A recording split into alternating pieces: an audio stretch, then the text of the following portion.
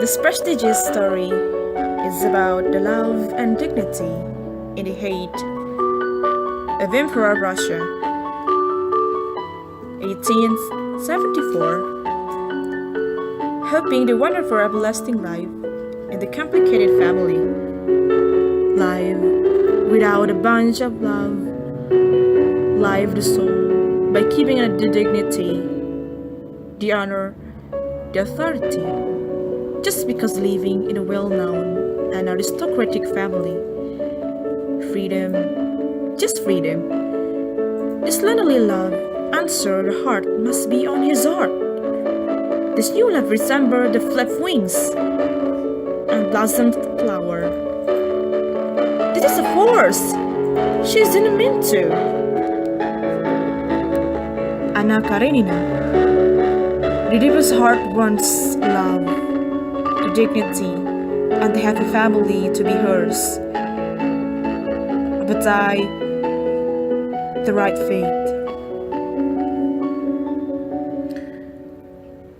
Anna Arkadevna Karenina. Anna and Alexei Alexandrovich Karenin. Alexei lived with their handsome boy, Sergei Alexis Karenin, Seryoza, in the crowded place full of luxury and glory, St. Petersburg, Russia. The winter blows on his footprints to rise the rain stairway that through the Moscow city. Alexei Kirilovich Vronsky grabbed her heart in the middle of the breezy snows. Anna does too. The Shcherbatskaya family, Ekaterina Alexandrovna, Kitty, Stefan Arkanovich Oblonsky, Stiva, and Daria Alexandrovna Oblonskaya, Dolly, with their related family life. They passed the road life, and at the end, the happiness and the sadness come in the light of summer train.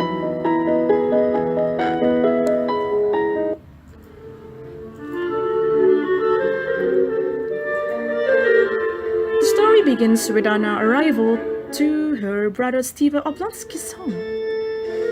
Steva's wife is Kitty's sister Dolly. Dolly found out about her husband's betrayal and the family is torn apart. Steva can't wait for Anna's arrival because she was his salvation. She convinced Dolly to forgive her husband. Anna is a highly appreciated woman in the society. She's charming, social, and everyone loved her. She loves her nephews and her son, and was very efficient in solving conversation. Levin was a poor landowner that enjoyed working on it.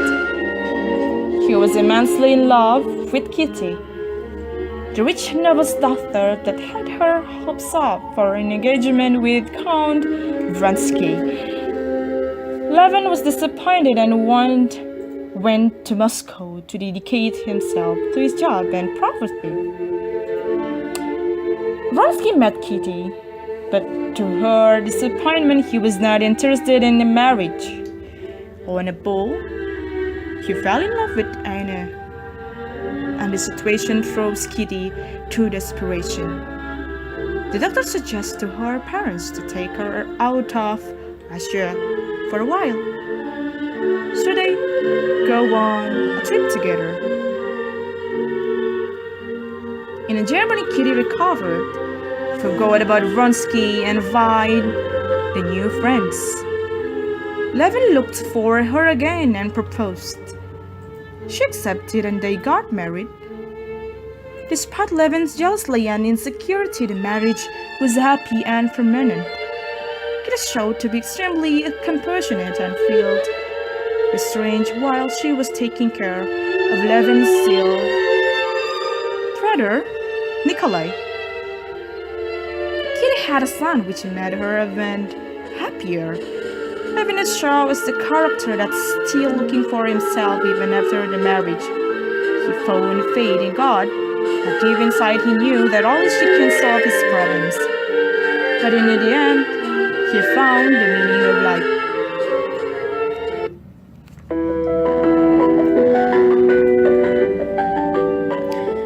The relationship between Anna and Vronsky is completely different. Anna is married to a government administration official, Alexei Alexandrovich Karenin. Alexei. Their relationship was cold and loveless. Anna was repulsed by her husband's character, his rationality and irony. After Vronsky's love statement, Anna tries to run away from him by going to Moscow. But Vronsky followed her, and they saw each other on a daily basis. Anna's husband found out about them because of the rumors that were spreading. He begged Anna to keep their relationship on the down low to avoid scandal, but she didn't listen to him at all.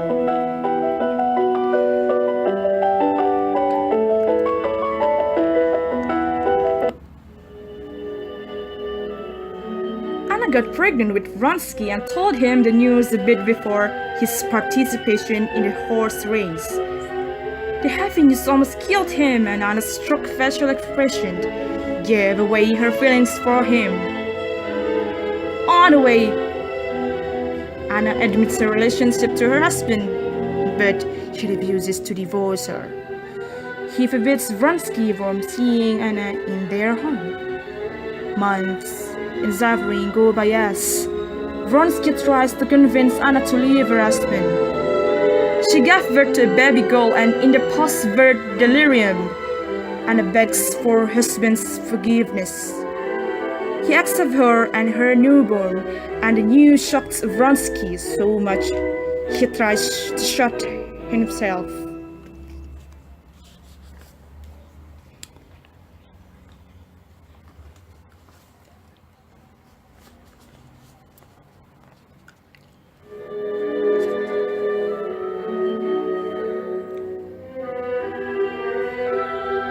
Since both of them are recovering, Anna decides to run away with Vronsky. She takes the girl, but her husband won't let her take the son who she loved deeply.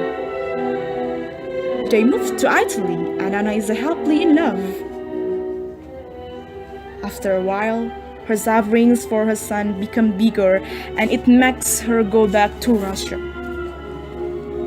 Vronsky accompanied her, and as soon as she got to her old house, she went to the chilled room where she was informed that her son was told she is dead.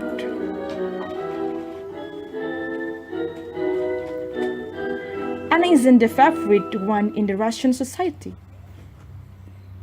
because of her current situation. Even though Vronsky was an influential man, because of her, they went to his estate in the village, where they keep on leading an extravagant, luxurious lifestyle. Their life together gets tasted when Vronsky minds that the little girl is carrying the last name Karenin, so he asks Anna to divorce her husband. He also thinks more and more about the career and life he sacrificed for Anna.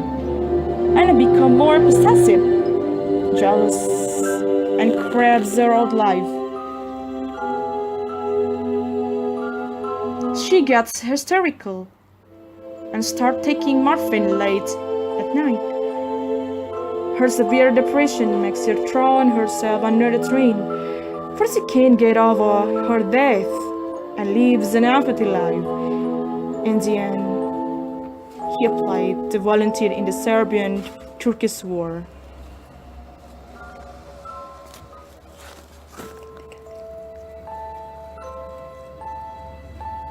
And the story had two types of love. The happy love between Kitty and Levin built on love and trust, and the turbulent and profound love between Anna and Vronsky based on the selfishness and possessiveness. Also, Anna was marked for life because of her adultery, and even though adultery was not considered something serious back in those days, Anna was a it to be discreet. Anna was no hypocrite, and she couldn't act that she's something she's not so. Anna didn't hide her relationship with Vronsky. The pressure of a society makes her commit suicide.